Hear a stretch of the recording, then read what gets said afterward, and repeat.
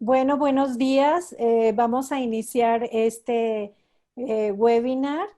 Les avisamos que estamos comenzando a grabar la sesión. Es para nosotros un gusto pues tener aquí a Vasco Tuncat. Es un webinar sobre principio precautorio y los derechos humanos.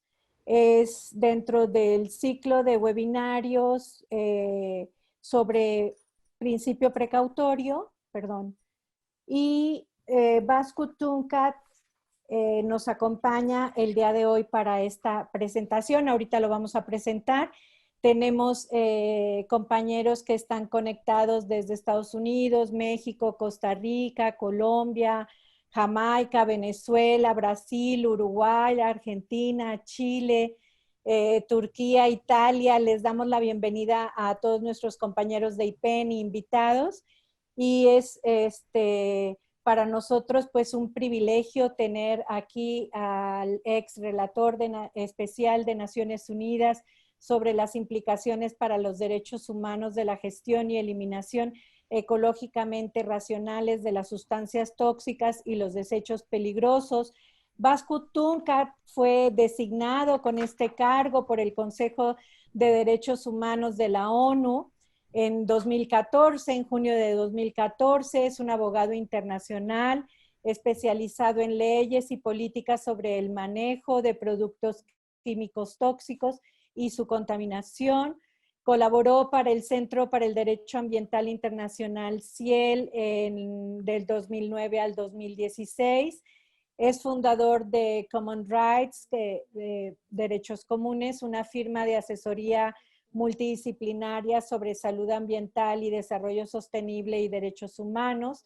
Ha desempeñado diversos roles y asesoramientos en iniciativas gubernamentales y no gubernamentales. Y como relator especial de Naciones Unidas sobre los derechos humanos y las sustancias y los desechos peligrosos, Vasco Tuncat ha trabajado para evitar que las personas sufran los graves impactos a la salud y el ambiente que provocan la contaminación y los productos tóxicos en los derechos humanos basados en los principios, leyes y estándares acordados internacionalmente por la Asamblea de la ONU y el Consejo de los Derechos Humanos. De las últimas publicaciones que tenemos de Vasco Tuncat, pues son muchas las que tiene, por eso pusimos las últimas. Son publicaciones, documentos, reportajes, entrevistas, lo que ha hecho a lo largo de su carrera en diferentes medios de comunicación y muy destacado en los temas de protección de los derechos humanos frente a la contaminación química y los residuos. Cuenta con más de 15 publicaciones en Naciones Unidas como relator especial y su trabajo ha aparecido en cientos de artículos de noticias de todo el mundo, incluidos el New York Times, el Guardian, Financial Times, Handelsblad, Wall Street Journal, Korea Times, la BBC, Forbes, Agence France Press, Le Temps, South China Morning Post, Kyodo News, entre otros. También ha sido autor de varios artículos de opinión en varios medios de comunicación y es para nosotros pues un gusto y un privilegio, como les decía, que pudiéramos tener a Vasco aquí ahora acompañándonos en IPEN para los compañeros de la región de América Latina y el Caribe, los cuales todavía tenemos muchos pendientes frente digamos, al trabajo que ha hecho nuestros gobiernos frente a las sustancias químicas. El día de hoy tenemos el privilegio de que Vasco nos hable sobre las implicaciones a los derechos humanos en la gestión y la eliminación ecológicamente racional de las sustancias tóxicas y desechos peligrosos, a lo que en general le denomina sustancias tóxicas, para que sepamos que cuando se habla de sustancias tóxicas estamos hablando de las sustancias, pero también de los desechos peligrosos, y que ahora es muy importante también escucharlo debido a las discusiones actuales que tenemos, como lo decía, en la región sobre el tema de plaguicidas, sobre las sustancias químicas industriales, sobre la contaminación atmosférica que tenemos en nuestros países, sobre los desechos plásticos, que ya es también un problema bastante grave, el agua contaminada, la falta de legislación que tenemos, por ejemplo, como en México, en cuanto a plaguicidas, en cuanto a una legislación nacional sobre sustancias tóxicas y que esta pudiera ser, digamos, precautoria, como Vascut nos va a explicar ahorita. Y bueno, consideramos este webinar muy importante para la red de IPEN, como les mencionábamos, porque el trabajo que realizamos las organizaciones en IPEN están dirigidas a lograr y alcanzar un futuro sin tóxicos, y es una de las tareas que tenemos como organización, y este webinar nos va a ayudar muchísimo a fundamentar esta lucha que estamos llevando para que nuestros países puedan aprobar legislaciones que ayuden a protegernos de la exposición precisamente de estas sustancias químicas y de estos desechos peligrosos. Como bien Vasco Tuncat lo dice, estamos actualmente frente a una pandemia silenciosa de enfermedades, de discapacidades, de muerte, que nos afectan de manera diferente a cada persona y que son completamente violatorias a los derechos humanos, al derecho a la vida digna, al derecho a la salud, a la integridad física, mental y otras cosas que nos va a estar explicando, pero que es importante que nos protejamos y que el Estado y las compañías actúen para evitar esta exposición a las sustancias químicas que tanto nos están dañando y que finalmente son decisiones políticas, como lo menciona Bascut en sus documentos, que mencionas la obligación que tienen los estados de prevenir esta exposición, que la obligación que tengamos legislaciones para prevenir esta exposición, que es muy importante escuchar esto para los países de América Latina, y que actualmente la prevención en la exposición es más una excepción que una norma, cuando tendría que ser al revés.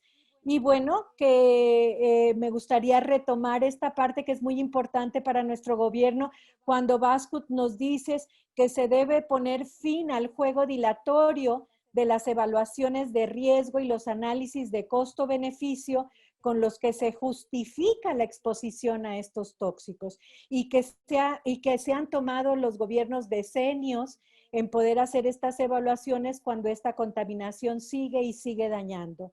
Yo, por último, mencionaría y te citaría diciendo: el envenenamiento del planeta y las personas constituye posiblemente una de las amenazas más subestimadas a la capacidad que tienen las generaciones presentes y futuras de gozar un derecho a la vida, a la salud y a una vida digna.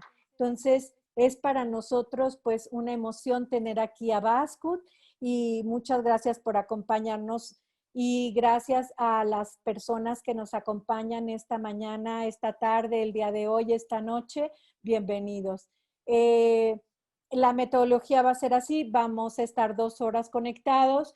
La bienvenida la estoy dando yo, y ahorita Fernando Bejarano, que es coordinador de IPEN para América Latina y el Caribe y director de RAPAM, nos va a poner en el contexto este webinar sobre el ciclo de webinarios que estamos teniendo sobre principio precautorio, y pasaríamos después a la presentación de Bascut, y luego tendríamos una sesión de preguntas y respuestas.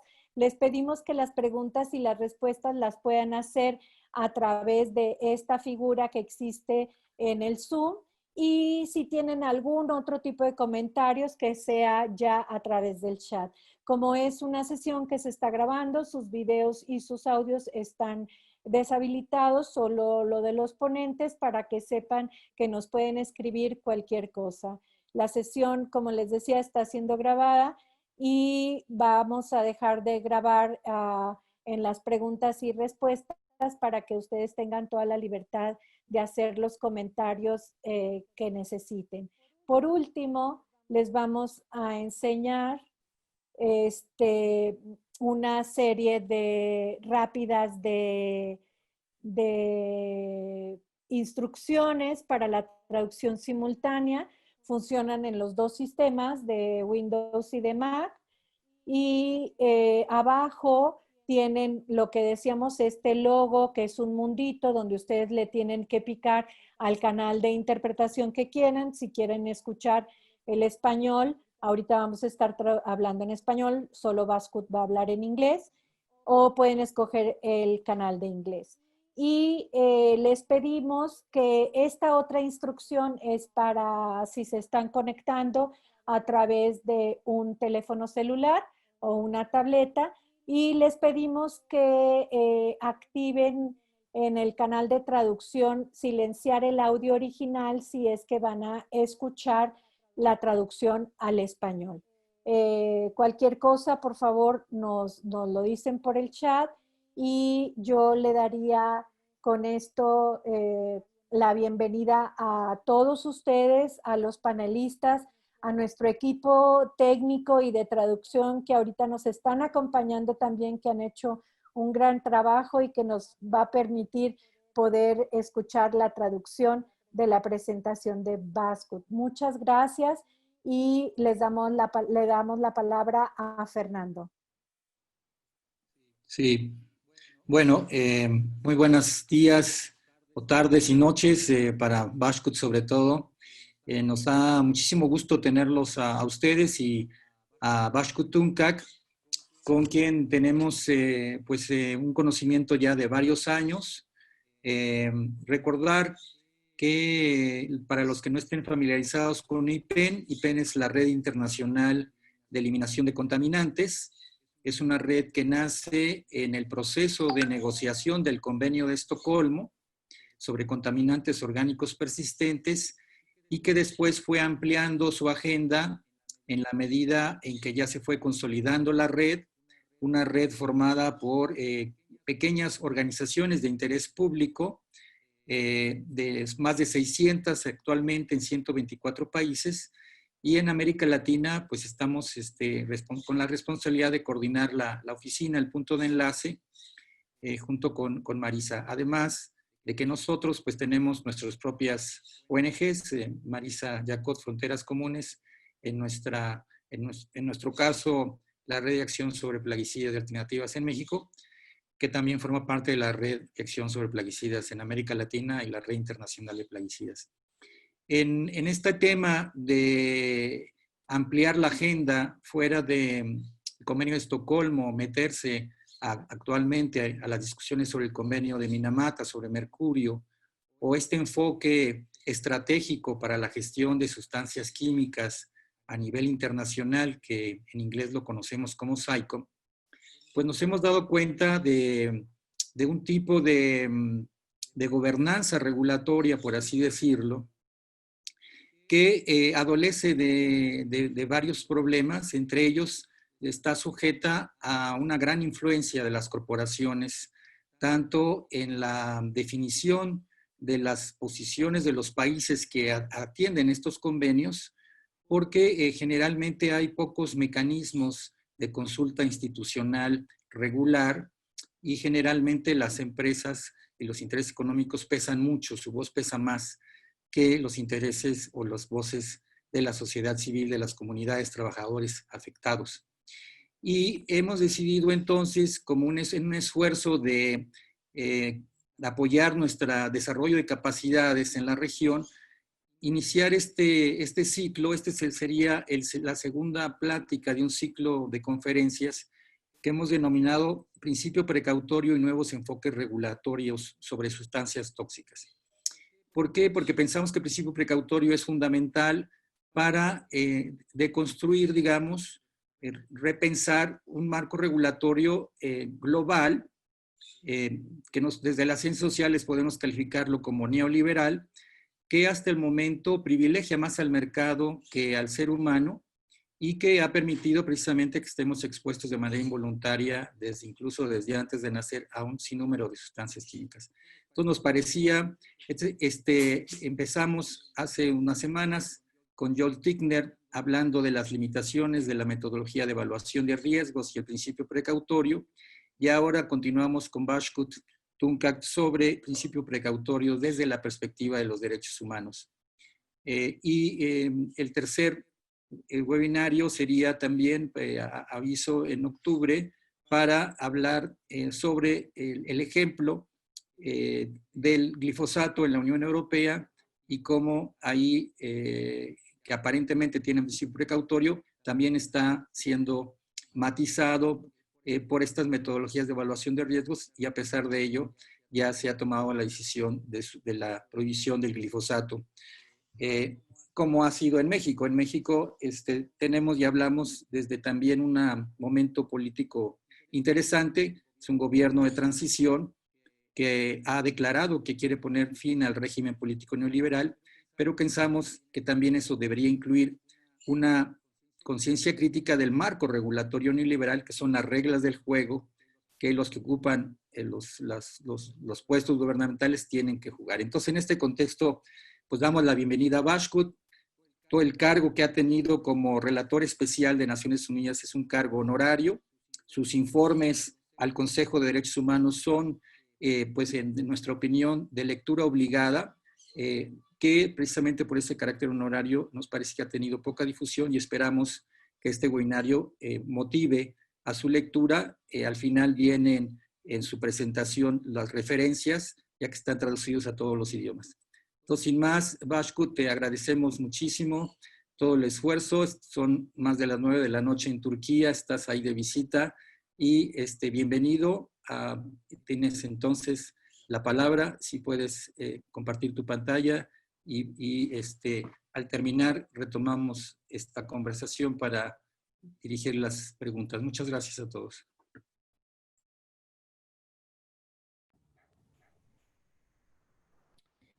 Well, thank you. Muchas gracias, Marisa y Fernando. Espero que me puedan escuchar bien. ¿Sí me escuchan? ¿El sonido está transmitiéndose bien? Sí, muy bien. Muchas gracias nuevamente. Gracias por la buena introducción, la buena presentación. Siento que no hay más que yo pueda decir después del resumen que presentó Marisa de mi trabajo. Y podemos abrir esto en las preguntas y respuestas. Muchas gracias por tomarse el tiempo para preparar este seminario web. Como mencionan estos informes, se invierte mucho trabajo para hacerlos y a veces obtienen mucha atención y a veces no. Así que estos seminarios por web son inmensamente importantes para tratar de generar conciencia del buen trabajo que se está realizando dentro del mecanismo de derechos humanos en otras partes del mundo. También quiero tomarme un momento para agradecer a IPEN.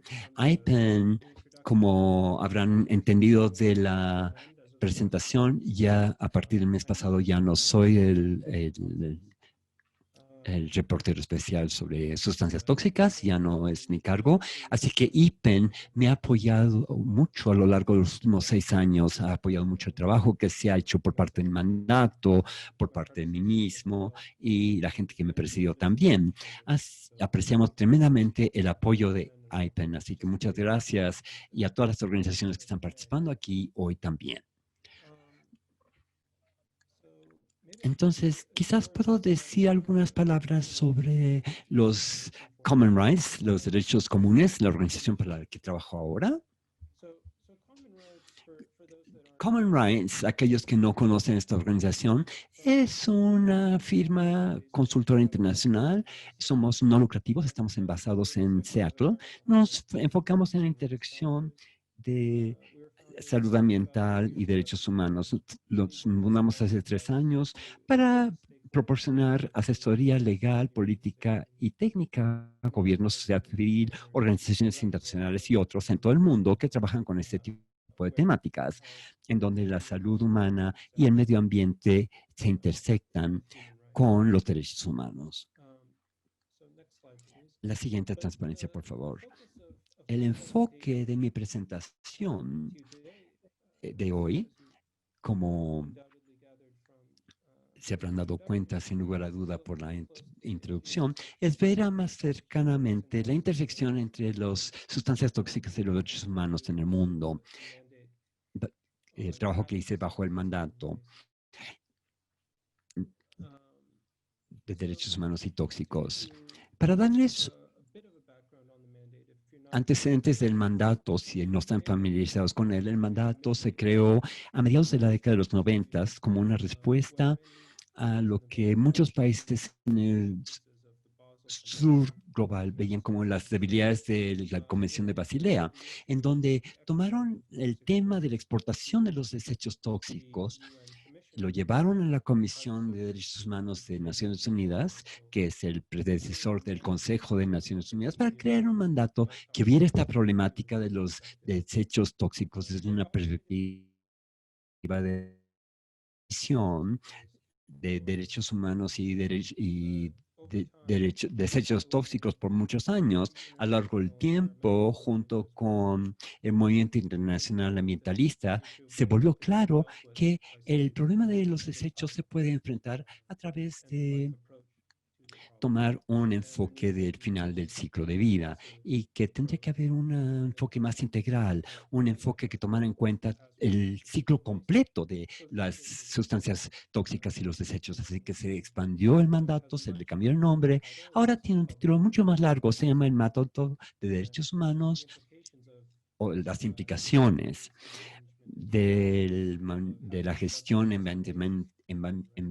ambientalmente racional y abarca básicamente todos los derechos humanos reconocidos internacionalmente que tienen implicaciones para las sustancias tóxicas y los desechos peligrosos, que yo llamo sustancias tóxicas. También implica a todos los estados del mundo, a todas las entidades comerciales, todas las empresas y a todos los individuos con respecto a sus actividades y las implicaciones que tienen para los derechos humanos.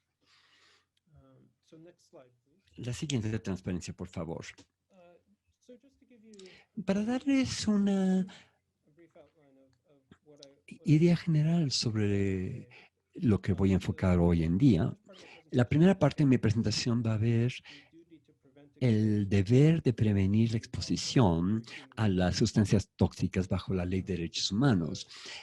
Se basa en un informe que yo hice el año pasado para la Asamblea General de Naciones Unidas, que se presentó en octubre del año pasado. La segunda parte es lo que yo pienso que aludía Fernando en su presentación, en su introducción, que es cómo este deber, el deber de prevenir la exposición, se intersecta con el principio precautorio bajo la ley internacional. Y en tercer lugar, voy a estar viendo el problema de los plaguicidas, el uso cada vez mayor de pesticidas en el mundo y el impacto que tiene sobre los derechos humanos y cuál es el deber de prevenir la exposición a estas sustancias tóxicas, incluyendo los pesticidas. Entonces, la siguiente transparencia, por favor. Empezando con el deber de prevenir la exposición. Como mencioné, este fue el tema de mi informe a la Asamblea de Naciones Unidas el año pasado. La siguiente, por favor. El problema de los derechos humanos y las sustancias tóxicas, en algunos sentidos, tiene muchas ventajas por encima de otras cuestiones temáticas que se presentan ante el Consejo de Naciones de Derechos Humanos, pero también tiene desventajas. Una de las desventajas es que nosotros, los que trabajamos con sustancias tóxicas, no tenemos un derecho específico de agregar el trabajo que estamos haciendo. De hecho, el tema de las sustancias tóxicas afecta a diferentes áreas de los convenios internacionales y diferentes áreas de trabajo que tienen que ver con derechos humanos. Nosotros o yo muchas veces pienso en las sustancias tóxicas como una parte invisible de la vida cotidiana. Es algo que está en el aire que respiramos, los alimentos que consumimos, el agua que bebemos, los productos de consumo que llevamos a nuestros hogares. Pero al igual que es una parte invisible de nuestra vida y de nuestro cuerpo como resultado de esto, también es una parte invisible de los instrumentos de derechos humanos y los derechos y obligaciones que contienen. Cuando vemos esos instrumentos de derechos humanos, lo que vemos es un número de derechos humanos y obligaciones de los derechos humanos sobre los estados que claramente tienen una implicación por parte de las sustancias tóxicas. Cuando vemos esas sustancias tóxicas a través del lente de las sustancias tóxicas y desechos tóxicos, esos incluyen los derechos fundamentales que incluyen los derechos humanos como la igualdad, la dignidad de vida, el derecho preeminente a la vida de cada individuo libre de discriminación, así como muchos otros derechos que se han elaborado, definidos y autentificado en la ley, como el derecho a la salud, el derecho a la integridad física y corporal, y muchos otros que pueden ver en la transparencia, incluyendo el derecho a un medio ambiente sano y sostenible.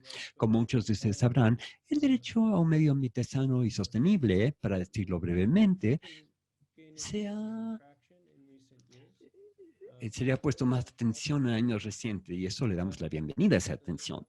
Sin embargo, la pregunta en la mente de muchas personas es, ¿qué es exactamente un medio ambiente sano para aquellos que trabajan con las temáticas de la salud ambiental, las sustancias tóxicas, otras formas de cuestiones tóxicas? La pregunta de encontrar la línea en donde algo se vuelve sano o no sano es una línea muy indefinida, muy poco clara, muy borrosa muchas veces. Así que enfocarnos un poco en qué es exactamente los deberes de un Estado para crear un medio ambiente sano, me parece a mí que es una parte fundamental de tomar conciencia de lo que es realmente un derecho a un medio ambiente sano. La siguiente transferencia, por favor. El deber de prevenir la exposición, como mencioné, es el informe que presenté el año pasado a la Asamblea General de Naciones Unidas. El informe, básicamente, la intención del informe era ayudar a definir lo que queremos decir con un medio ambiente sano bajo la ley de derechos humanos, así como aclarar este deber a prevenir la exposición, que es algo que existe, es algo que tiene existencia a través de la interpretación de X número de leyes de derechos humanos existentes y principios con los que contamos bajo los acuerdos internacionales vigentes hoy en día. Y también el informe ve más de cerca las amenazas actuales que tiene la salud debido a la contaminación, por ejemplo, eh, sustancias clorinadas, plaguicidas, plásticos, contaminación, productos del consumidor, metales pesados. La siguiente transparencia, por favor. El informe, de hecho, en gran medida se inspiró por una visita que hice en 2015 a la República de Corea del Sur, en donde uno de los casos que se presentaron, que yo vi, tenía que ver con la venta de esterilizadores humidificadores en Corea. En Corea, quizás algunos están familiarizados con este caso, pero para quienes no, esencialmente diferentes compañías en Corea del Sur produjeron y vendieron sustancias químicas para agregarle a los tanques humidificadores como esterilizadores en la República de Corea. La compañía principal era una compañía basada en el Reino Unido que se llama Reckitt Benckiser o RB, que de hecho es una farmacéutica, una compañía farmacéutica, y la compañía química produce esas sustancias como sustancias químicas.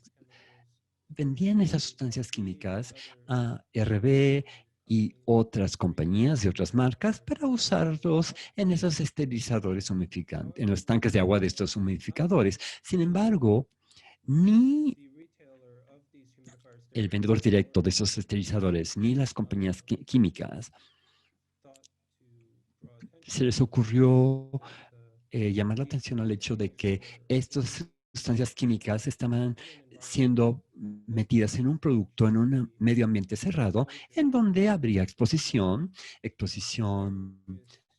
por diferentes subgrupos de gente, incluyendo mujeres de edad reproductiva y niños, sin información adecuada de salud y de seguridad.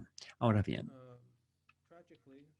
de manera trágica, pero de forma que se podría haber predecido, estas sustancias químicas resultaron en un impacto a la salud muy grave en los niños y las mujeres de edad reproductiva, en donde cientos de niños pequeños y mujeres jóvenes trágicamente murieron como resultado de la exposición a las sustancias químicas que debería de haber sabido que eran tóxicos, o se sabía que eran tóxicos, y también se debería saber que habría exposición a estas sustancias químicas. Después de visitar la República de Corea, reforzó la idea de que el enfoque que tenemos a las sustancias químicas, este enfoque en donde a menos que una sustancia química se ha comprobado que es tóxico y hay demostración suficiente de que implica un riesgo a la salud, es aceptable exponer al público esta sustancia química.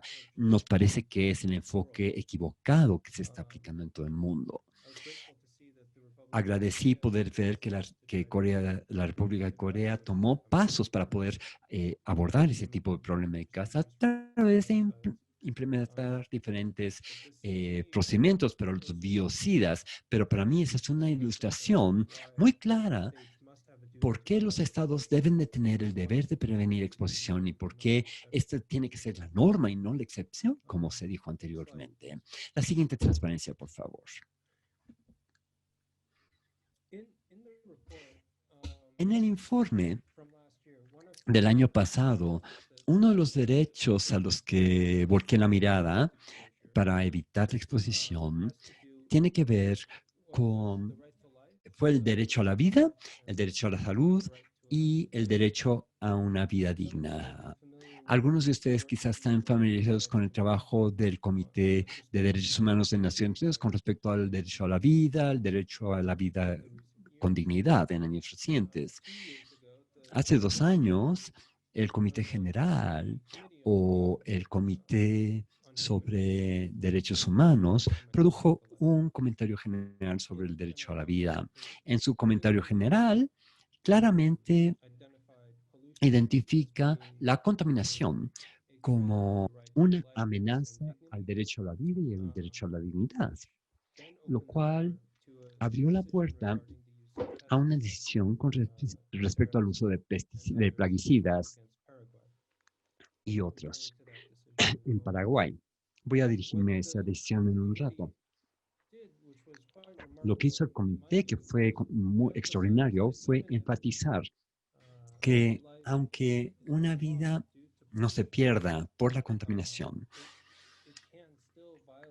aún así puede violar los derechos humanos, sobre todo el derecho a una vida digna, que es uno de los derechos y principios más fundamentales sobre el cual el sistema de derechos humanos de Naciones Unidas se construyó.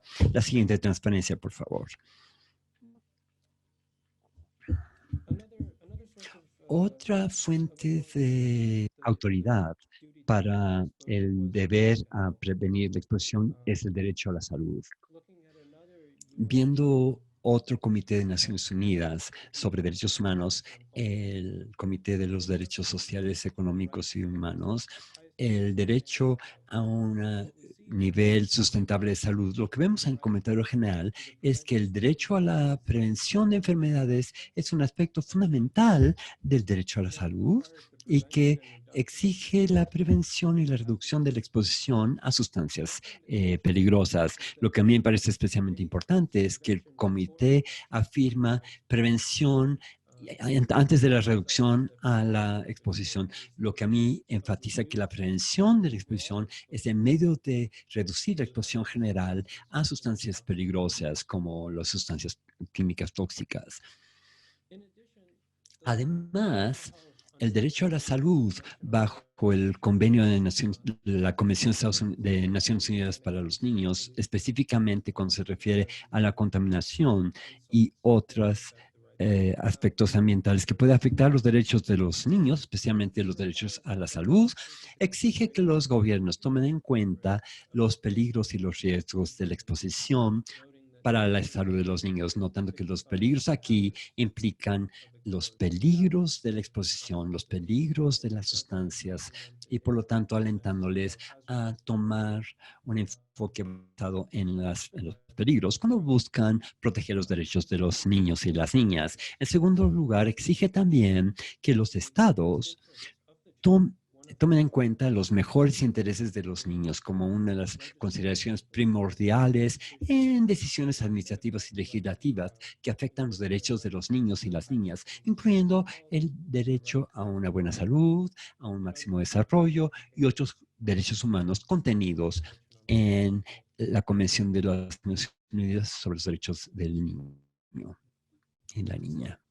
La siguiente transparencia, por favor. La tercera área de los derechos humanos a la que me dirijo en el informe tiene que ver con la integridad, el derecho a la integridad corporal o física. Este es un aspecto fundamental de la Ley de los Derechos Humanos.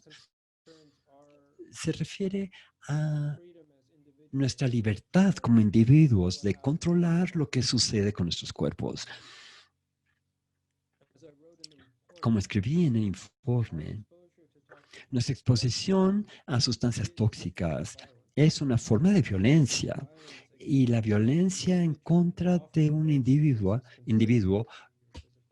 muchas veces involucra integridad física o corporal. Esta violencia de las sustancias tóxicas es una forma esencial de explotación y de abuso en nuestros cuerpos y de nuestra libertad y derecho de controlar lo que le sucede a nuestros cuerpos como individuos.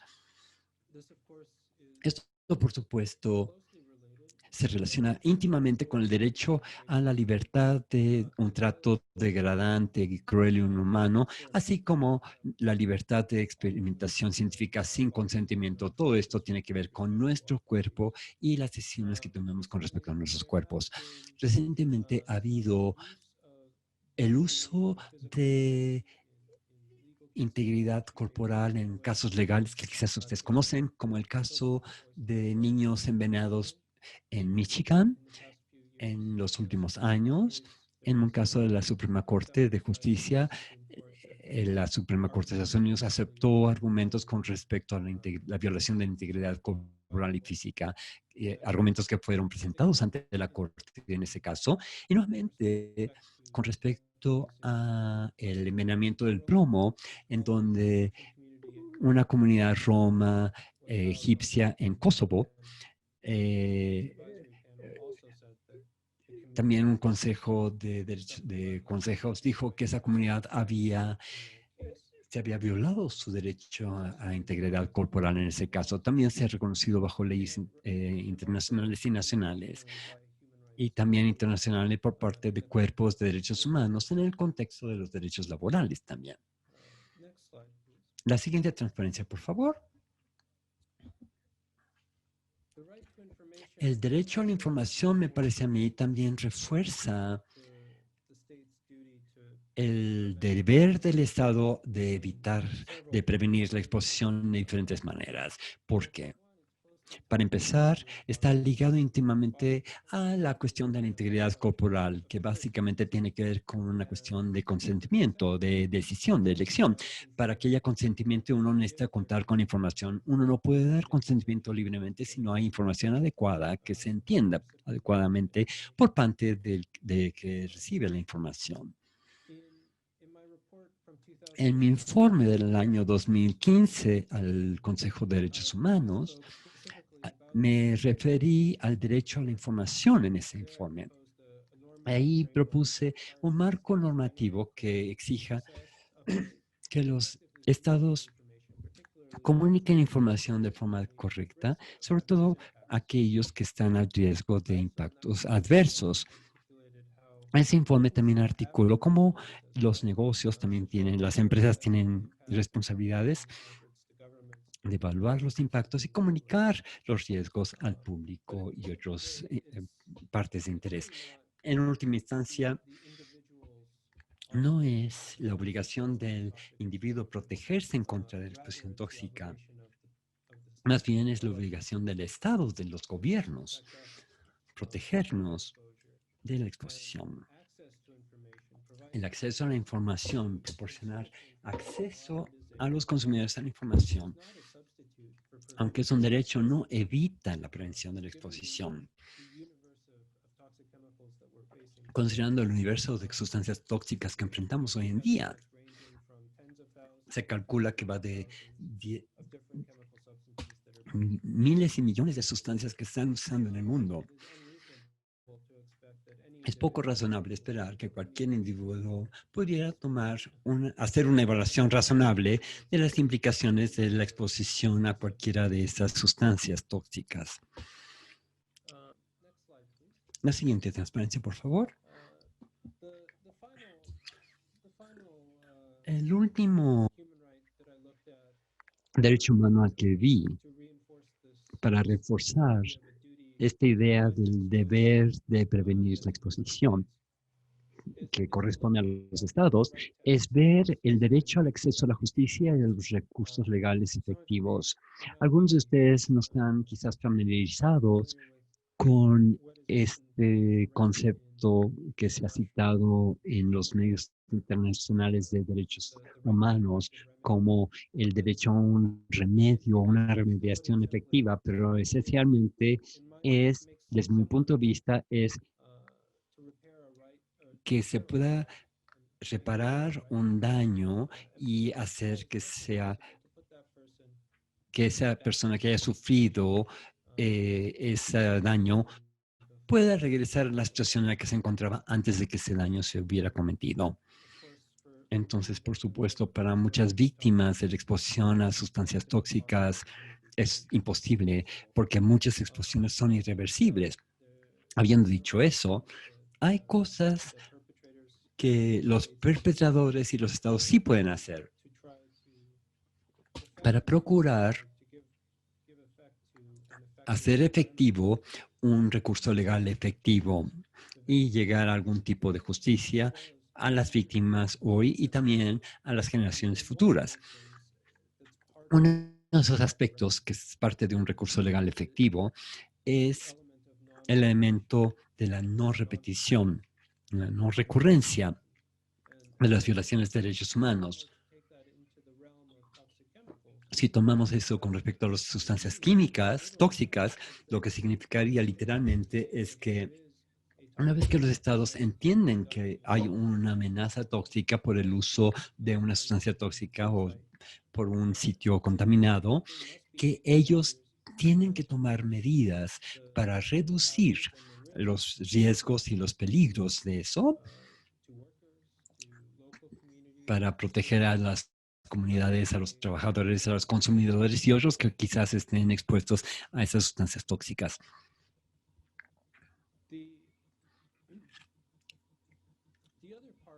La otra parte que me parece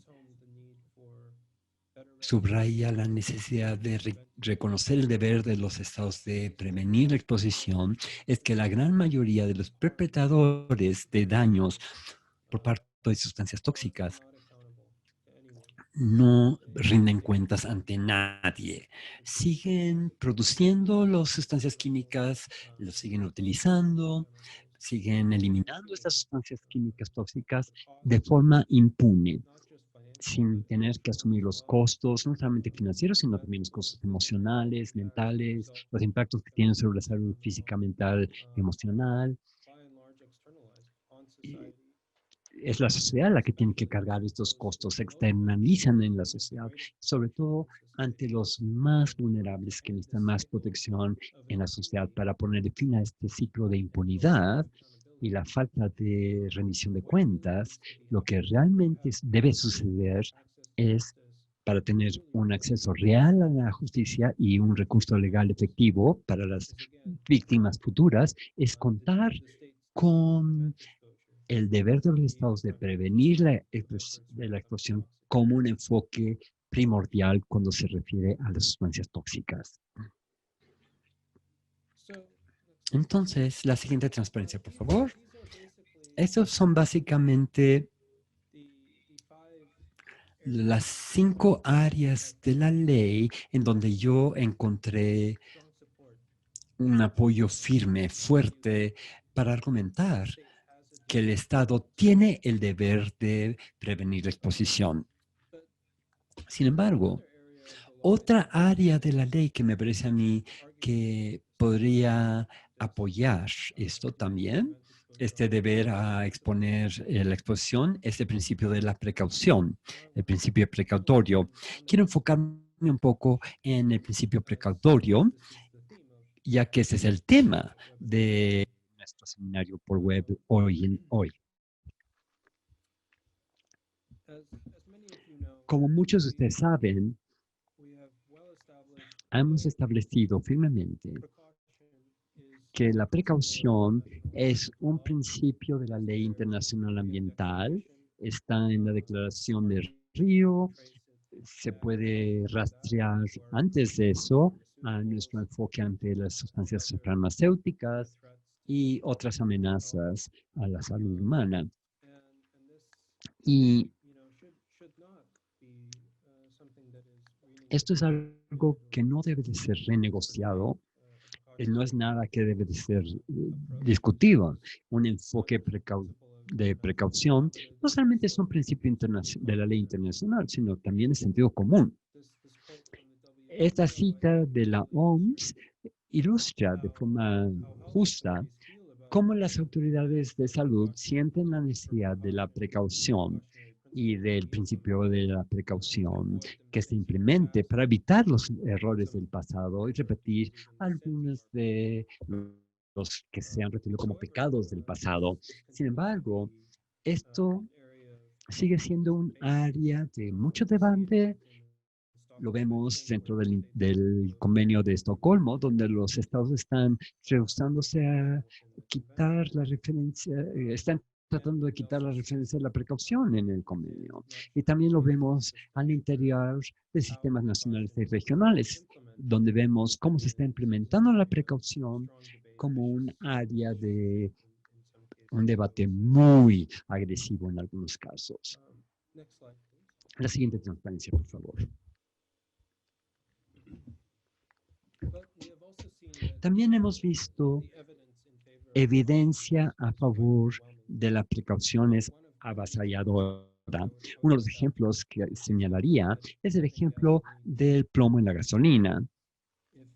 Si vemos el plomo en la gasolina, lo que podemos ver es que los beneficios económicos de gradualmente erradicar el plomo de la gasolina de manera conservativa fue 17 veces mayor que la cantidad de invertido en la erradicación gradual.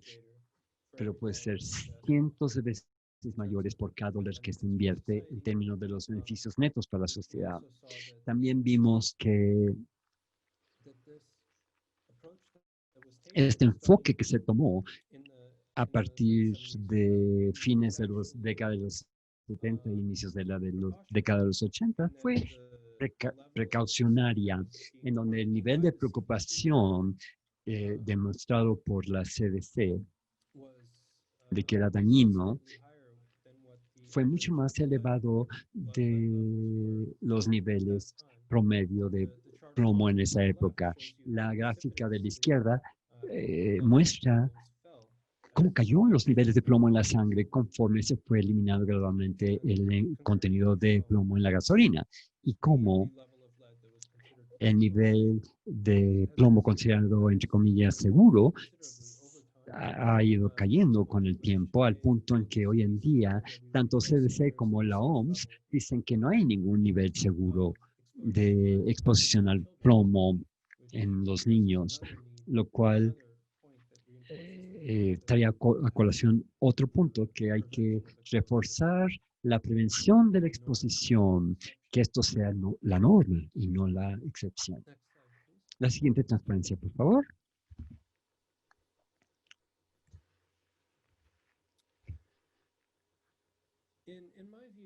Desde mi punto de vista, el deber de prevenir la exposición y el principio precautorio se apoyan uno al otro, se apoyan mutuamente, se complementan entre sí muy bien y ambos buscan prevenir la exposición y impactos ambientales y salud humana graves e irreversibles, e evitar la necesidad de buscar que las víctimas del mundo busquen la justicia y la reparación o los recursos legales. El deber de prevenir la exposición exige que los estados implementen la precaución que previene las enfermedades y las discapacidades de partida. También reconoce la complejidad del mundo real en términos de la exposición, nuestra incapacidad de pronosticar los costos a largo plazo y las incertidumbres inherentes dentro del paradigma de la evaluación de riesgos. Para mí, es el área en donde el principio precautorio se dirige y un enfoque que se enfoca en el deber de prevenir la exposición, también hacia ahí se dirigen, es decir, la carga de la prueba entre el público y los regulares para retirar amenazas tóxicas del medio ambiente. Además, me parece que una de las formas que se apoyan entre sí es que el deber de prevenir la exposición corrige algunas de las limitaciones de las evaluaciones de riesgo cuando se refiere a los grupos vulnerables, sobre todo los niños, la gente de tercera edad, la gente con discapacidades, aquellos que viven en niveles de pobreza, en donde la evaluación de los riesgos no captura la exposición diferenciada de estos grupos de la población, que no solamente muchas veces sufren una exposición mayor, sino que además tienen un impacto más severo por la exposición que resultan, independientemente de que se les expone a mayores niveles que el resto de la población. Y finalmente, también quería mencionar en términos del apoyo mutuo entre estos dos aspectos, es que ambos, me parece a mí, desde mi punto de vista, logran impulsar la innovación hacia alternativas más seguras, hacia sustancias químicas más seguras. Una de las preocupaciones que muchas veces se expresan en torno a la implementación del principio precautorio es que impide la innovación, pero como hemos visto con la gran experiencia, sobre todo en la lista de autorización bajo REACH, con respecto a sustancias de alta preocupación, es que no impide la innovación, sino que de hecho puede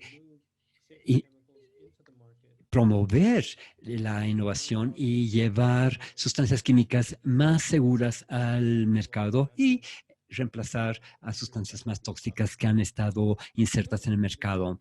De forma semejante, el deber de prevenir la exposición, que ha sido muy bien reflexionada, me parece a mí, por las ideas que tiene esta autorización de REACH. No sabemos si esto se refleja en la implementación, pero si esto, lo que esencialmente se está convocando en esta lista es un enfoque que está alineado con el deber de prevenir la exposición en gran medida.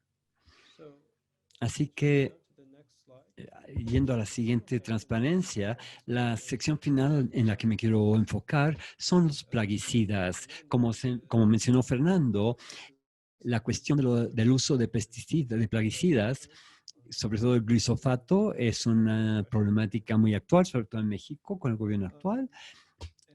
Y me parece a mí que la cuestión de los plaguicidas también es una buena ilustración de la necesidad de implementar el deber de prevenir la exposición.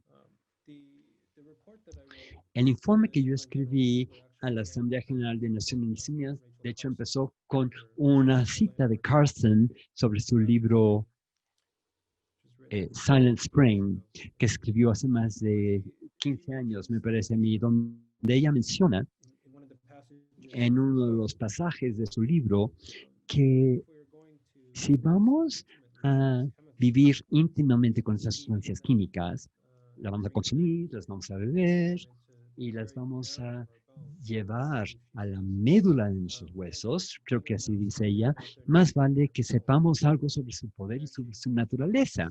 Y ahí está hablando sobre los plaguicidas, evidentemente. Y me parece a mí que para mí eso está en resonancia con esta idea de por qué necesitamos el deber de prevenir la exposición que se implemente por parte de los estados, porque hoy en día sabemos mucho más de lo que sabíamos en la época en que Carson escribió su libro. Y creo que lo que sabemos hoy es más aterrador de lo que ella había visualizado en términos del impacto a largo plazo sobre los ecosistemas y la salud humana por parte de los plaguicidas. La siguiente, por favor.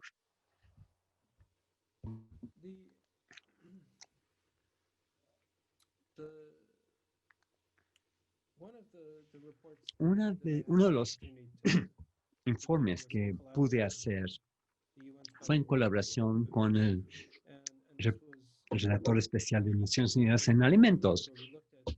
Fue un proyecto único donde vimos la cuestión de los plaguicidas y de hecho los alimentos, la alimentación. Como saben, muchas veces se argumenta que los plaguicidas son necesarios para alimentar el mundo. Su punto de vista de ella es que es un mito. Y hay que decir algo sobre los efectos adversos sobre los derechos humanos por parte del uso cada vez mayor de plaguicidas en la producción de productos agrícolas y de mercancías, de bienes de consumo. Uno de los pasajes que saqué de ese informe se refiere a la necesidad de la precaución con respecto a los plaguicidas. Y esa es la cita que aparece frente a ustedes, en donde nos referimos al desafío extraordinario de tratar de ligar definitivamente el uso de plaguicidas con cualquier número de efectos adversos sobre la salud humana y el medio ambiente.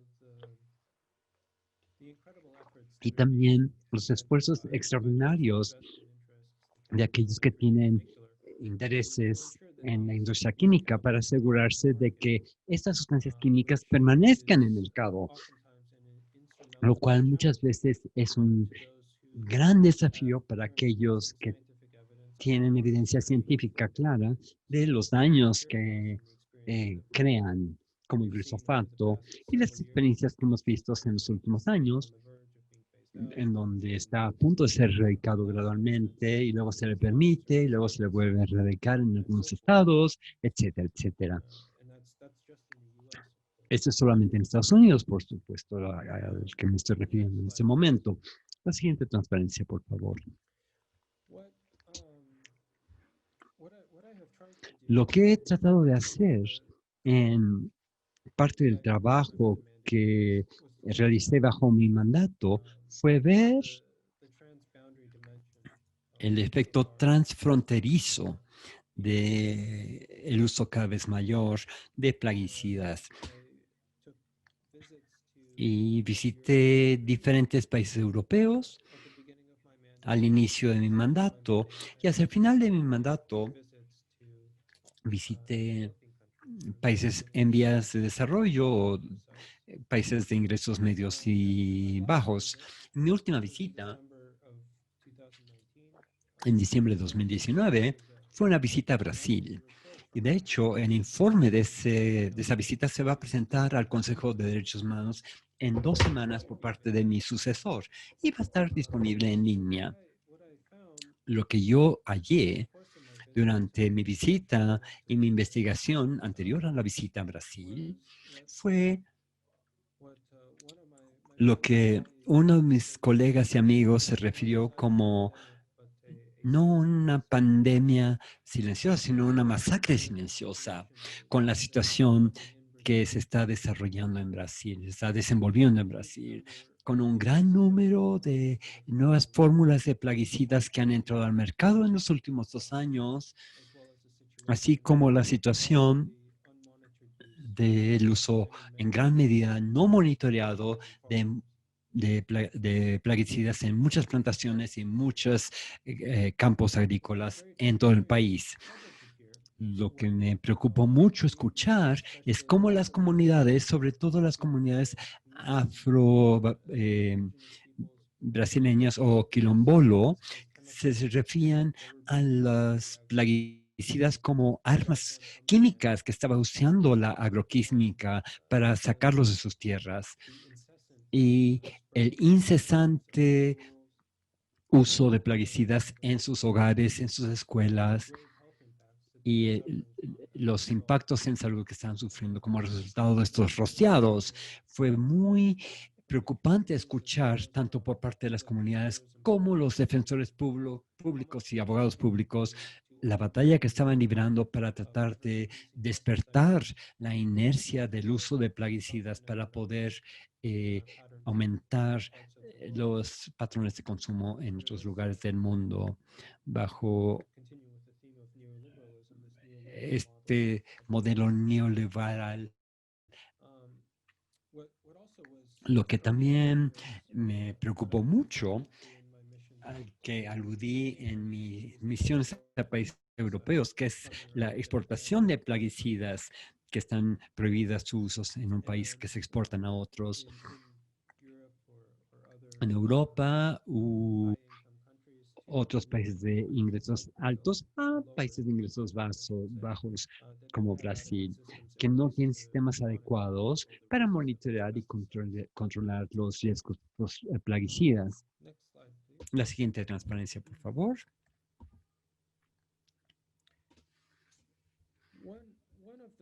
Uno de los aspectos que me gustaría señalar con respecto a los plaguicidas es la atención cada vez mayor y el trabajo cada vez mayor dentro de los cuerpos, los organismos de Naciones Unidas con respecto a los plaguicidas y la exposición a plaguicidas. Quizás estén familiarizados con los dibujos que aparecen a la derecha de la imagen,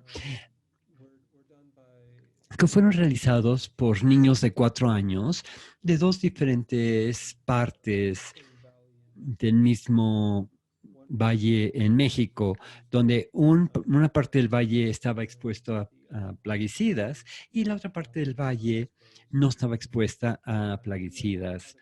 En la parte del valle donde estaban expuestos los niños de esa edad, de esa área específica, tenían grandes desafíos en su desarrollo en tratar de dibujar una figura muy sencilla de gente, como pueden ver del lado izquierdo, del lado derecho, perdón, mientras que los que están a la derecha los de la izquierda sí los pueden dibujar, mientras que los de la derecha, los niños no pueden dibujar estas imágenes tan sencillas de la gente.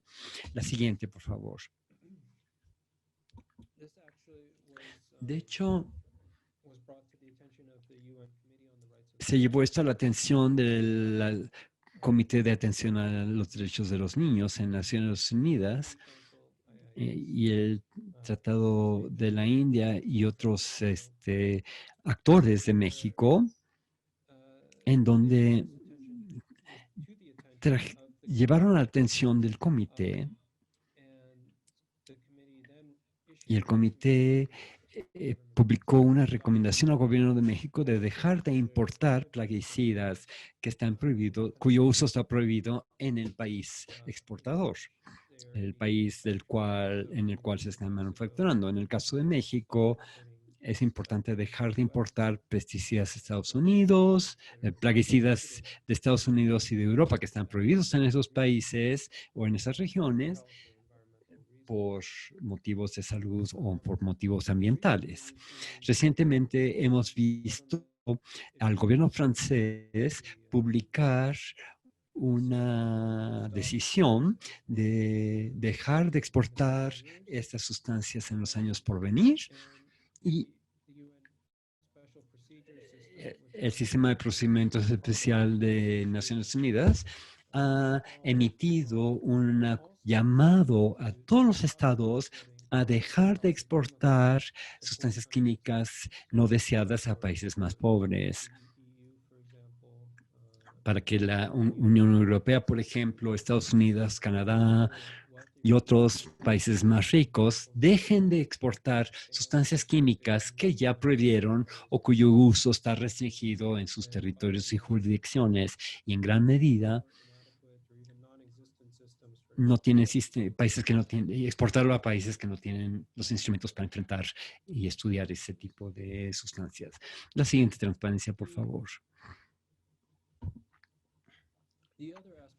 El otro aspecto que quería discutir con ustedes es la decisión a la que me refería anteriormente, la decisión de Cáceres y otros en contra de Paraguay por parte del Comité de Derechos Humanos de Naciones Unidas. El Comité de Derechos Humanos de Naciones Unidas descubrió que el gobierno de Paraguay había violado el derecho a la vida y a la dignidad de la comunidad por su exposición a plaguicidas.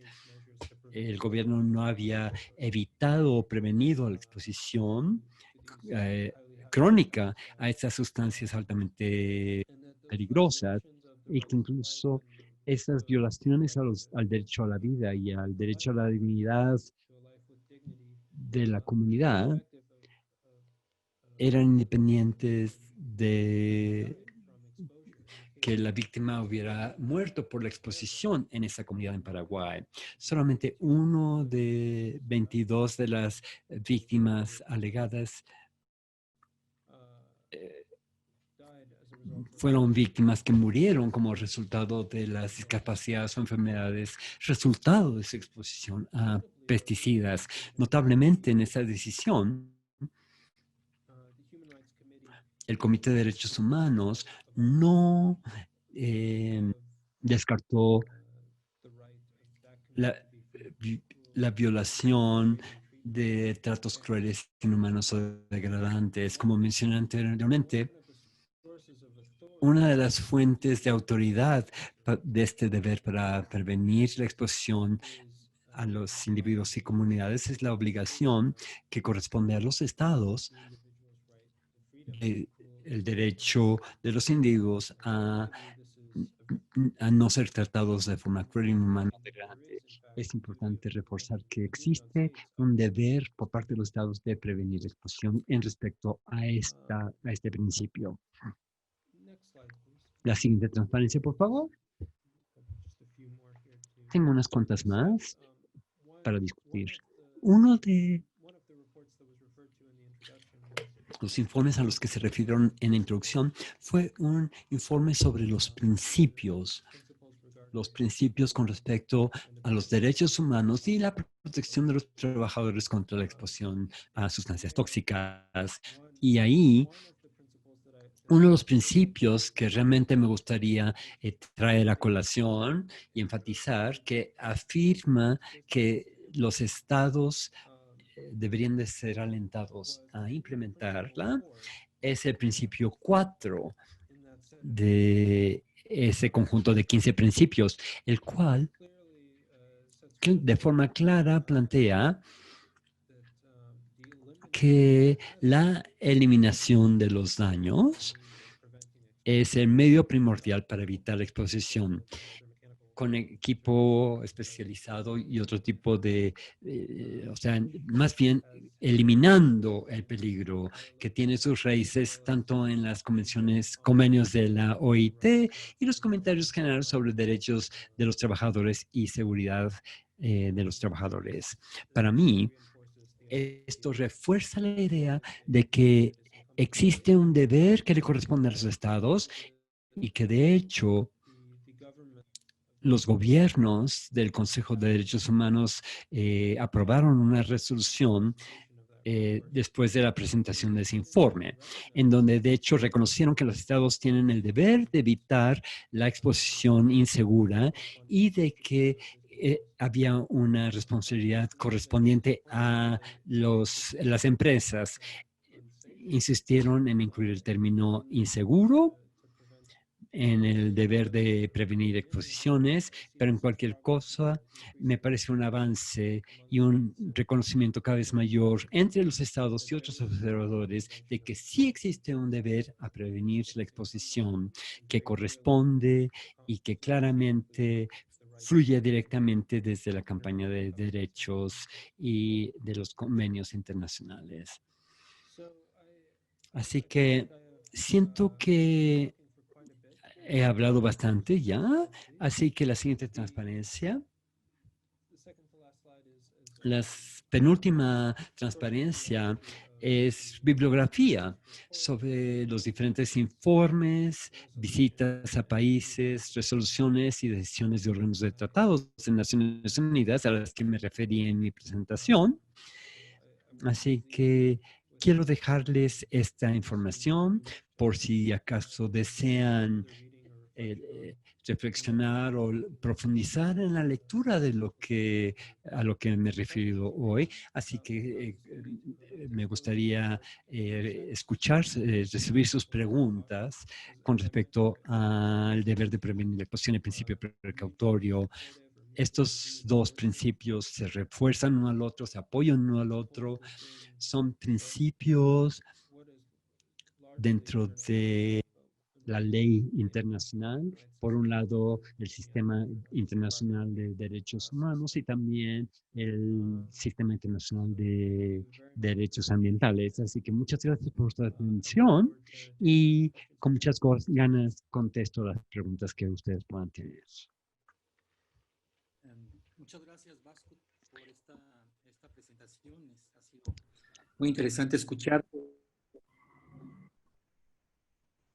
Un resumen de tu trabajo como relator especial en Naciones Unidas.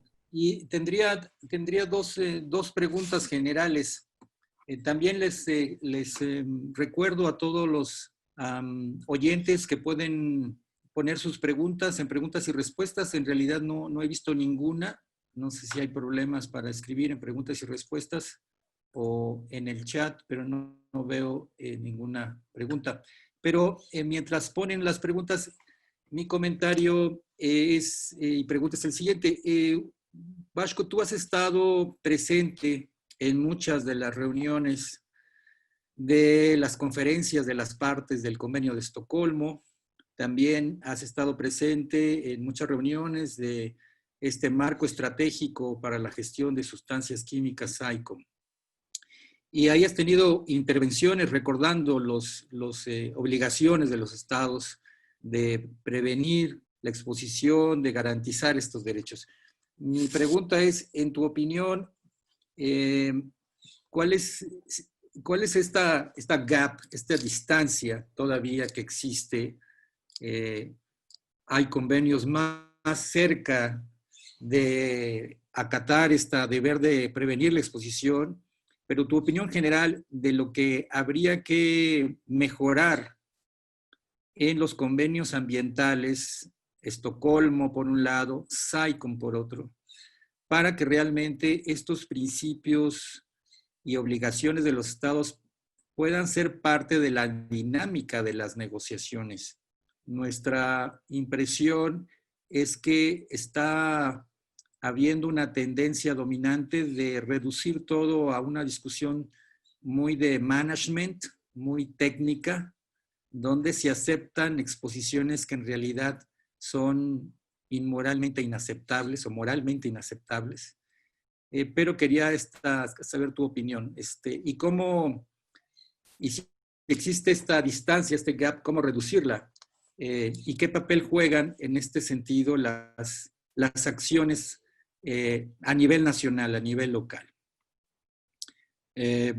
Todo el trabajo de IPEN se basa en la hipótesis de que puede haber una sinergia entre lo que se discute internacionalmente y lo que se puede ganar o pelear o iniciar localmente, y que puede haber un círculo. Sin embargo, pocas veces lo vemos, este círculo, y más bien vemos distancias, bloqueos y la necesidad de impulsar sobre todo iniciativas locales. Pero nos gustaría tu opinión a este respecto, y después tendría otra segunda pregunta.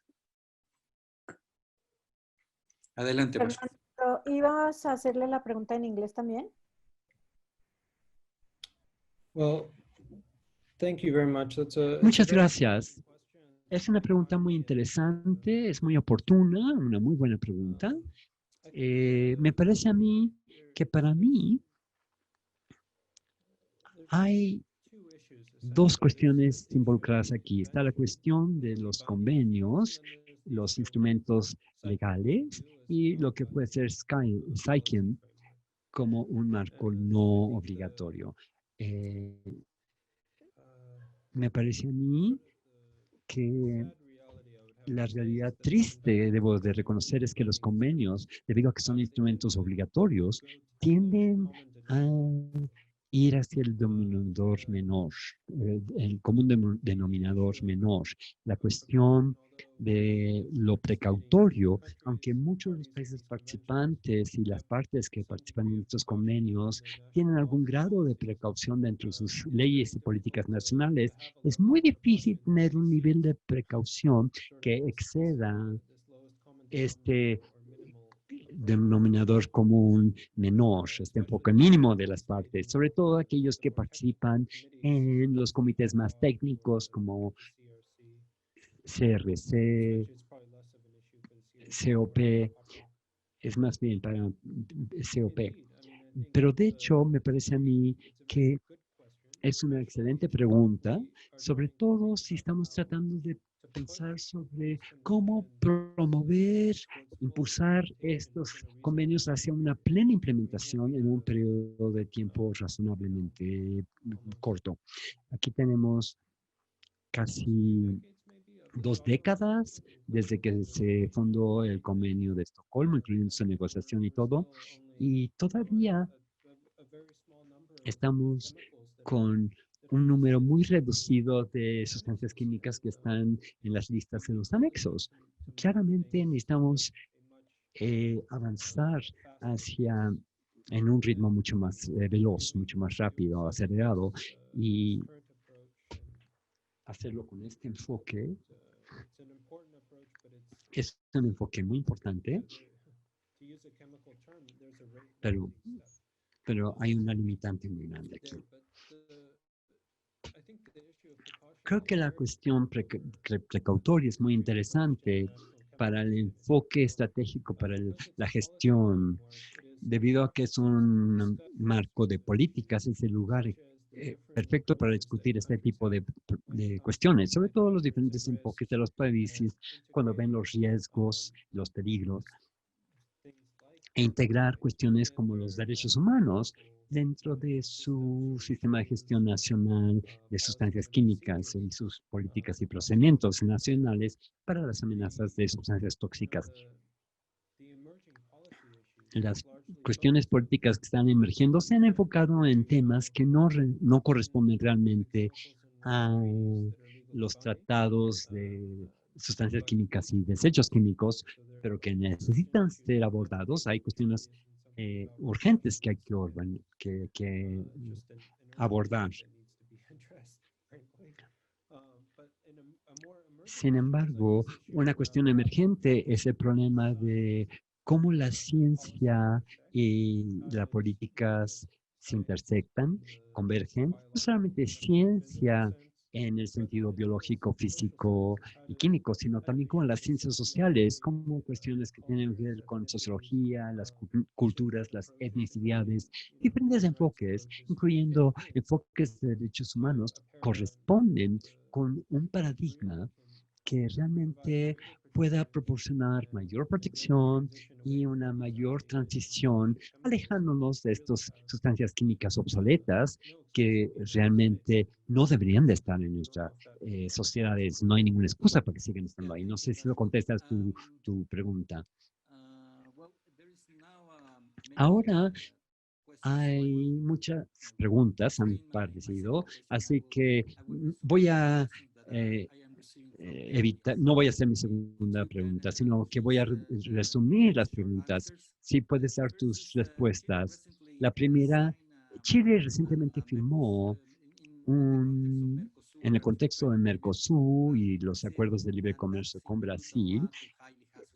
Esto incluye muchos plaguicidas dañinos. ¿Cuándo se publicará este informe? ¿Puedes dar más información al respecto? Sí. Yeah. So the report will be El published informe se va a publicar en la página web del mandato sobre derechos humanos y sustancias tóxicas y desechos tóxicos que se postea en OHCR.org,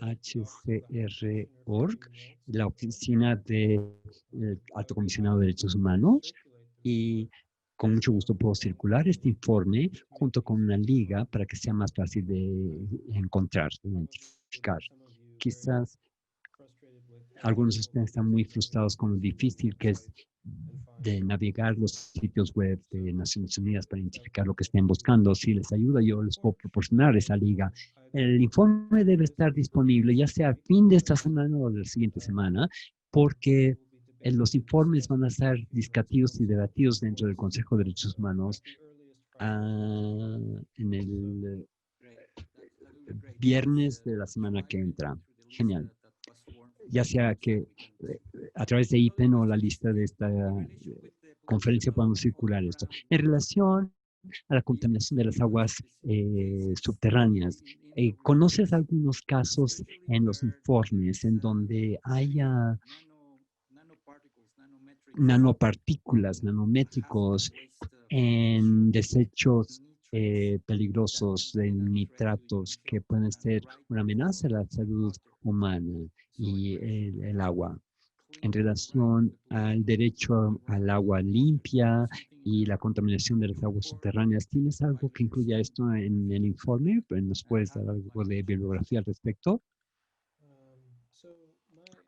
Mis informes no se han enfocado en demasiado en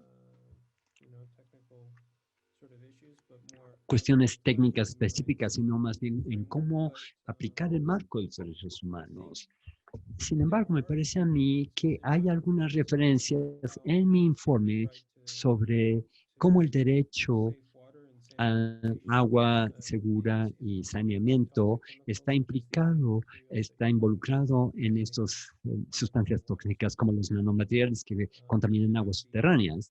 Y con mucho gusto puedo darles esas referencias. Lo que también los referiría ahora, y puedo mandar ligas a esto posteriormente, es materiales muy útiles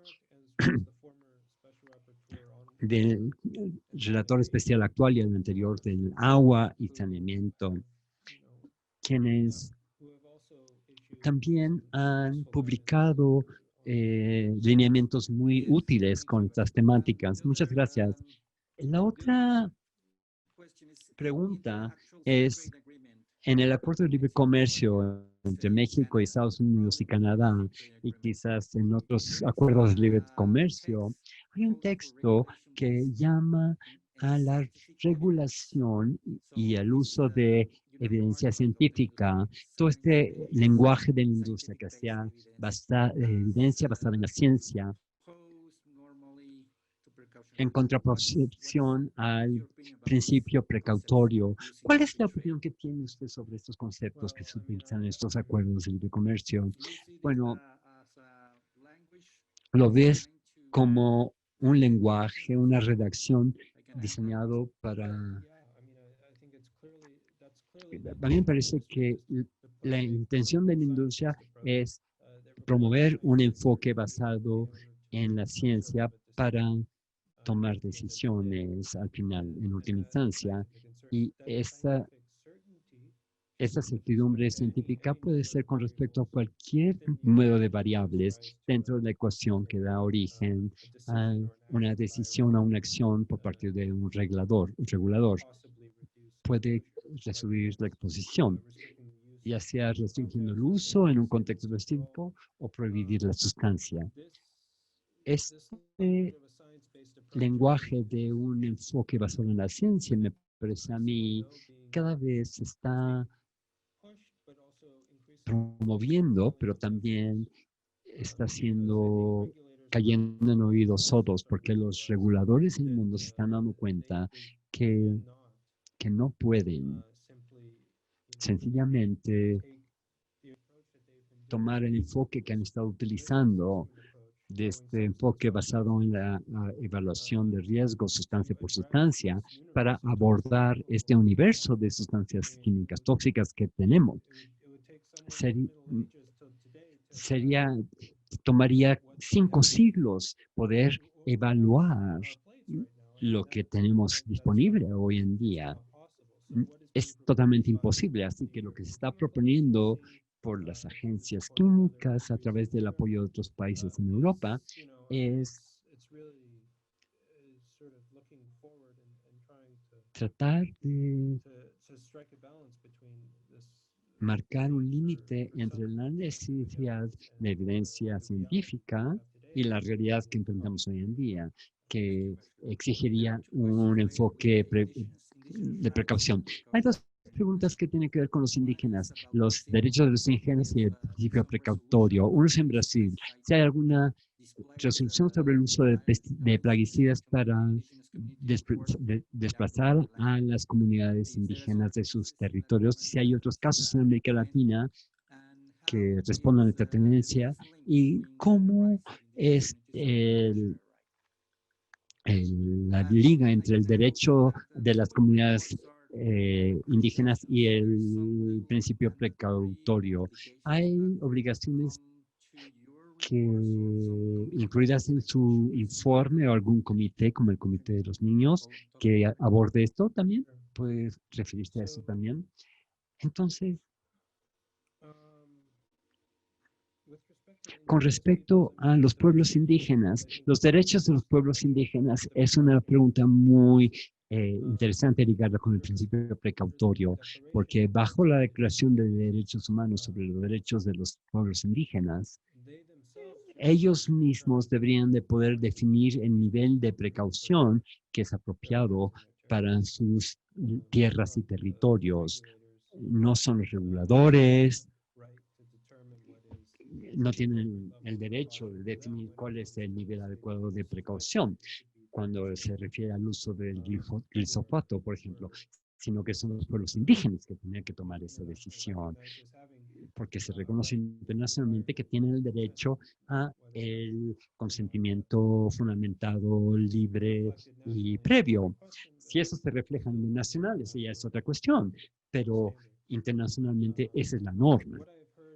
Lo que yo he oído es que en mi visita a Canadá, por ejemplo, las comunidades indígenas ahí estaban siendo rociados con glifosato, estaban siendo rociados y eso despertó preocupaciones y se hicieron quejas a los reguladores y no recibieron ninguna respuesta. Ni siquiera hemos evaluado los riesgos y no hay riesgos, ni siquiera eso. Cero respuesta. Y luego acudían a las organizaciones de derechos humanos como Amnistía Internacional que mandaban una carta e incluso una organización respetada como Amnesty International al escribirle al gobierno de Canadá tampoco le respondían. Si es la situación en Canadá, se pueden imaginar cómo están las situaciones en Centroamérica o en Sudamérica, lo que ellos tienen que enfrentar cuando enfrentan agronegocios u otro tipo de empresas que hacen un mal uso de sustancias químicas y los exponen a riesgos químicos. Lo difícil que ha de ser para ellos ahí. Así es muy difícil, sobre todo para lugares conservadores, gobiernos conservadores en América Latina, como Bolsonaro en Brasil, el gobierno de Uruguay, etcétera. Así que una de las preguntas es cómo trascender, cómo derrotar esta resistencia de las industrias y los gobiernos y qué hacer para trascender esta resistencia y luchar por la prevención y la precaución. Si tiene algunas sugerencias, me parece a mí que en parte es el marco de los derechos humanos. Ese es el origen de la arquitectura legal de los derechos humanos, es la necesidad de reconocer los derechos individuales y de las comunidades frente a regímenes autoritarios, gobiernos que estaban utilizando su poder y que esto se reflejará en normas internacionales y estándares internacionales. Y dentro de ese marco debería de haber un mejor reconocimiento de los derechos ambientales, ya sea que nos refiramos a los derechos a la información, los derechos colectivos, como un derecho al nivel más elevado de salud, a una vida digna, agua segura, vivienda adecuada. Dentro de esto debería haber un reconocimiento de algún grado de precaución. Me preocupa que lo que ideen los estados sea una versión muy débil de lo que tenemos en la Declaración de Río. Pero aún así, debería de reflejarse ahí que la precaución es fundamental para respetar los derechos humanos. Y si hablamos de precaución y de exposición, estamos hablando de la prevención de la exposición. El deber de prevenir la exposición, para ponerlo en estos términos de Naciones Unidas. Hay dos preguntas relacionadas sobre los trabajadores. Uno es una pregunta hecha por una ONG que trabaja con trabajadores en la maquila en México, que dicen que el ejemplo de Samsung, Nissan Samsung, y hay otros informes de estas violaciones por parte de las compañías, de las empresas, si puede proporcionar más información. Y la otra pregunta tiene que ver con los trabajadores. ¿Qué pasa con los trabajadores en el sector informal? Hay muchos trabajadores en nuestras economías que pertenecen al sector informal, sobre todo en relación a la exposición a sustancias peligrosas en el reciclaje de desechos eléctricos y electrónicos, por ejemplo. Sí. No me refería al ejemplo de Samsung, pero fue una de las transparencias, había una referencia a Samsung. Pero hay muchos otros casos de trabajadores que han sido envenenados por sustancias tóxicas y que se me han traído a mi atención. Una de las formas en que ha trabajado el mandato para tratar de abordar estas cuestiones es a través de enviar cartas de alegatos a los gobiernos y empresas involucradas. Así que como no podemos visitar todos los países dentro de nuestro mandato, independientemente de lo que pasó con la crisis del coronavirus, pero incluso antes de COVID-19, solamente podíamos visitar 2 países por año, así que hay un número limitado de países que se pueden visitar. Sin embargo, otra forma en la que estamos tratando de abordar estos casos es a través de estas cartas que se envían a los gobiernos y a las empresas. Y si van a la página web de la OHCR.org, hay algo que es la base de datos de las comunicaciones. Si ven los comunicados enviados por mi mandato, encontrarán muchos otros casos involucrando trabajadores expuestos. Y estos casos van desde trabajadores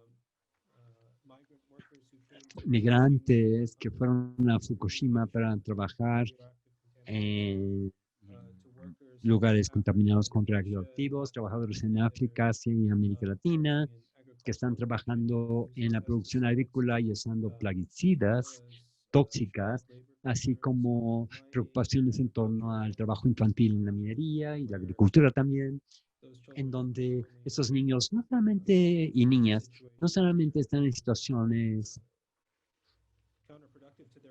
contraproductivas para su desarrollo y su bienestar, sino se consideran las peores formas de trabajo infantil donde están expuestos a sustancias tóxicas peligrosas.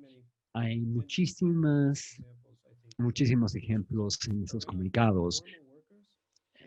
Con respecto a los trabajadores formales, es un problema muy grave. Es algo que procuré enfatizar en esos 15 principios, fue que cada uno de los trabajadores tiene el derecho a estar protegido en contra de la exposición a tóxicos en el trabajo. No solamente aquellos que son empleados, sino todos los trabajadores. Y el deber de los estados se extiende a todos los trabajadores, sean los pepenadores que trabajan en los basurales o que trabajan con desechos electrónicos, o sean trabajadores que trabajan en el reciclaje urbano, que ven en las calles de Estambul,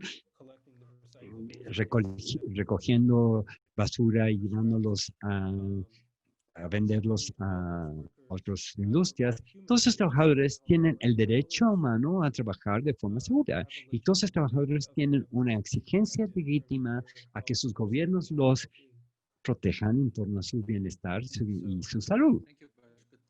Muchas gracias, Bashkut. Hay otras preguntas.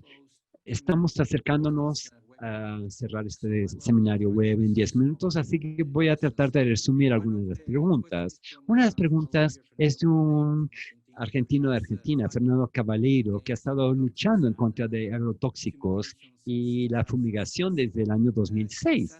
Él está preguntando, ¿cuál es tu opinión sobre el lenguaje de los agronegocios, sobre las buenas prácticas agrícolas? Eso quiere decir que el problema con los plaguicidas peligrosos es solo una cuestión que se apliquen buenas prácticas. Prácticas que se use equipo de protección personal. ¿Cuál es su opinión con respecto a este enfoque? Siento que esta idea de una buena práctica agrícola y el uso seguro, entre comillas, de plaguicidas, es algo que se ha cocinado en un laboratorio junto con los plaguicidas, porque en el campo sabemos que un trabajador no va a usar el equipo protector, que dicen que es parte y parcela de las prácticas agrícolas de uso seguro.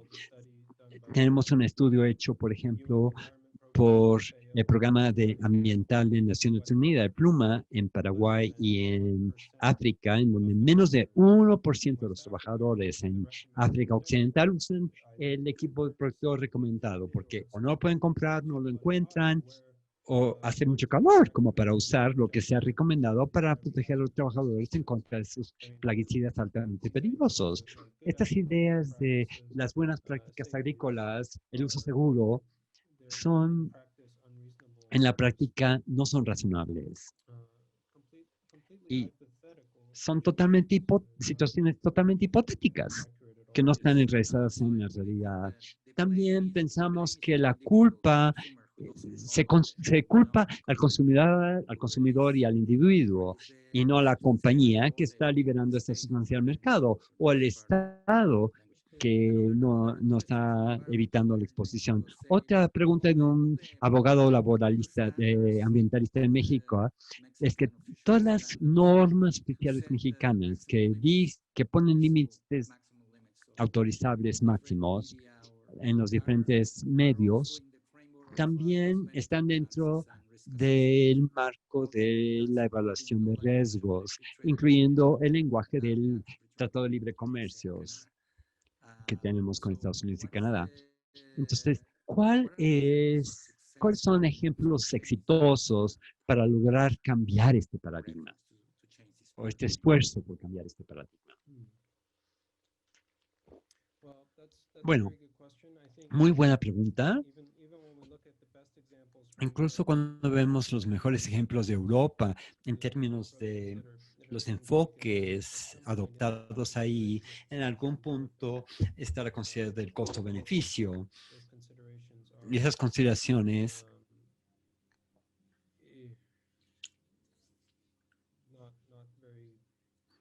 no son muy integrales ni muy rigurosas, tengo que reconocer, lamentablemente.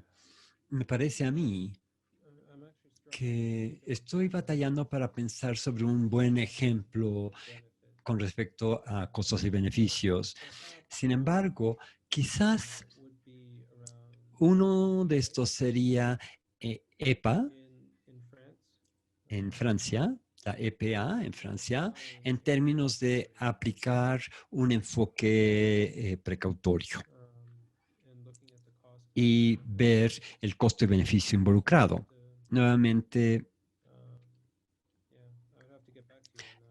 tendría que comunicarles esto posteriormente. Creo que el ejemplo del plomo en la gasolina muestra lo difícil que es calcular en el momento de la intervención cuál va a ser el beneficio futuro. Así que hacer un análisis de costo-beneficios rinde resultados muy poco satisfactorios. ¿Cuál es su opinión sobre la relación con respecto a la integridad corporal y la crueldad? ¿Sería una oportunidad de explorar por parte del Comité en contra de la Tortura que pueda defender a esta gente en contra de los agrotóxicos, en contra de los plaguicidas? ¿El Comité de Tortura sería un medio estratégico, legal para ocupar, para utilizar? Me parece que sería un comité interesante para abordar para este tipo de caso.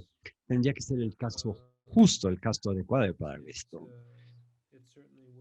Ciertamente sería un caso interesante acudir, encontrar el caso justo y presentarlo ante este comité. Otro que se me ocurre, sin embargo, es el comité sobre los derechos de los niños y las niñas y acercarse a ellos porque, por supuesto, los niños y niñas tienen un derecho a estar libres de un trato cruel, inhumano. Otra pregunta con respecto a la visita a México. Una persona dice que le costó trabajo entrar a México. ¿Sabe usted por qué le costó trabajo entrar a México? Y el gobierno ha reconocido que hay 6 regiones en donde la industria ha contaminado a los campesinos. O sea, hay cuestiones de salud ambiental. La cuestión es cómo promover legislaciones que sancionen a estas compañías y cambien esta situación, reviertan esta situación. Hay otras preguntas sobre los ejemplos del río Santiago, los 10 años de estudio que muestran un daño cada vez mayor a los niños en los diferentes sistemas. Creo que México fue uno de esos países en donde desde que asumí mi mandato, el gobierno me pidió que visitara México. Sin embargo, tuve la oportunidad hace pocos años de hacer una visita informal a México, gracias a Poder y otros. Y eso reforzó la necesidad de una visita oficial. La razón que dio el gobierno fue que, para bien o mal, es un país popular para que los relatores especiales soliciten ir y que hay una lista larga de relatores especiales que quieren hacer visitas a México. Me parece que es cierto. La situación con respecto a los estudiantes desaparecidos de Ayotzinapa, me parece que sí llevó como resultado muchas solicitudes para visitar México. Hay muchas otras situaciones de violencia en partes de México. Han creado muchas solicitudes por parte de relatores para visitar México. Lamento que no pudo ser una visita oficial. Quizás mi sucesor pueda hacer una visita oficial en el futuro. Estamos a punto de terminar. Una pregunta corta para una respuesta. Si aplico el principio precautorio, tengo que probar los daños en la salud de la exposición. El principio precautorio implica que haya que comprobar el daño que ha hecho alguna sustancia. ¿Esa es parte de este principio o no? Realmente depende de qué principio precautorio, cuál es el principio precautorio de qué país. La mayoría de las versiones requieren que se demuestre de una forma u otra que existe riesgo, en algunos casos que sea un riesgo irreversible a la salud humana y ambiental para poder aplicar este principio. Sin embargo, no hay pruebas de que alguien haya sufrido daño. No se necesita esta prueba para aplicar este principio, pero tiene que demostrarse que sí hay un grado de de riesgo. Hay otra pregunta sobre el costo de la inacción. Creo que hubo un informe de Naciones Unidas sobre eso. Un comentario breve sobre eso, por favor. Es la última pregunta. El costo de la inacción es un informe muy bueno que es un informe fantástico de 2012, sigue teniendo relevancia hoy en día. El costo de la inacción es fenomenal y sigue creciendo año tras año a través de nuestra inacción. Entonces, es un problema cada vez mayor de las sustancias tóxicas. Es la tercera crisis que estamos enfrentando, de la crisis climática, de la biodiversidad, y la tercera es la toxificación de nuestro planeta. Muchas gracias, Basuk. Felicidades por tu presentación por parte del público. Posteriormente, si nos puedes recordarnos tus comentarios y las ligas y dónde podemos encontrar los textos. Nuevamente, gracias por su apoyo y su tiempo por parte del público. Voy a decir las últimas palabras en español. Al fin de este webinar, tenemos ya 2 horas y agradecemos a todos su participación. Recordamos que vamos a hacer accesible la presentación, la grabación, tanto en español como en inglés. Y no sé si quieras decir algunas palabras finales. Recordarles, Sí. por último, que va a haber una tercera conferencia en glifosato como parte de este ciclo de principio precautorio y nuevos enfoques. ¿Algunas Sí, palabras de despedida, Marisa? sí, gracias. Yo quisiera agradecerle a Bascut el que nos haya acompañado hoy tan tarde y con una serie de cuestiones, que gracias por recordarnos que en América Latina, que tenemos viviendo décadas de una exposición permanente y continuada a diferentes cócteles de sustancias químicas, que ha sido irracional, masiva, permanente, que tenemos el nicho para defendernos desde los derechos humanos también, para evitar precisamente todas estas obligaciones que exigirle al Estado, de estas obligaciones que nos has estado hablando, porque realmente en México y en América Latina y el Caribe tenemos todo lo contrario, no tenemos legislaciones, tenemos repeticiones de los problemas, no hay estados, los estados son omisos porque no actúan, porque no protegen a la población, que estamos sometidos a una violencia por estar en contacto con estas sustancias químicas, con estos desechos peligrosos, que no debemos tampoco permitir la importación y la exportación de estas sustancias. Ahora que hemos estado un poco platicando sobre y trabajando sobre el convenio de Basilea y esta contaminación plástica, es decir, nos pones a las organizaciones, nos recuerdas que desde los derechos humanos también podemos estar peleando el prevenir la exposición y que no nos contaminen, porque cuando lo hemos hecho a través de otras legislaciones como de reparación del daño o algunas veces en acciones colectivas, pues no hemos logrado tampoco los resultados esperados. Entonces, creo que esto es un elemento más y les invitamos de veras a leer este último documento que hiciste, Bascut, del 2019. Es maravilloso, trae todo lo que hemos estado peleando desde hace mucho tiempo y nos da mucho gusto leerlo en un documento oficial. y que tenemos también pues toda la bibliografía que nos has dado y un privilegio tenerte. Pues muchas gracias y gracias a todos los compañeros y compañeras que nos están acompañando el día de hoy y les mandaremos, como dice Fernando, el video y las presentaciones y están los documentos. Muchas Por último, gracias a todos y perdón, al equipo de traducción, Leli, Eric, Pilar, han sido de un gran apoyo para poder tener acceso a una traducción simultánea y gracias por su experiencia y apoyo. sí, entonces recordarles, bueno, esto es parte del ciclo. Seguramente hay reflexiones muy valiosas que están generándose también en América Latina. Esto también es parte de nuestra perspectiva, poderlos involucrar. Ya estaremos planeando estos webinarios sobre la necesidad de repensar este marco regulatorio y de impulsar esta vinculación de luchas, derechos humanos por la prevención con todos los trabajadores y consumidores que estamos expuestos. Bueno, nos despedimos y gracias de nuevo a todos y al equipo traductor. Excelente traducción, Leslie, y equipo técnico, Eric y Pilar. Muchas gracias. Hasta luego. Equipo técnico de Dixda. Gracias. Dicta. Dixda. Exactamente. Dixda en zapoteco. Hasta luego. Hasta luego. Gracias. Adiós a todos.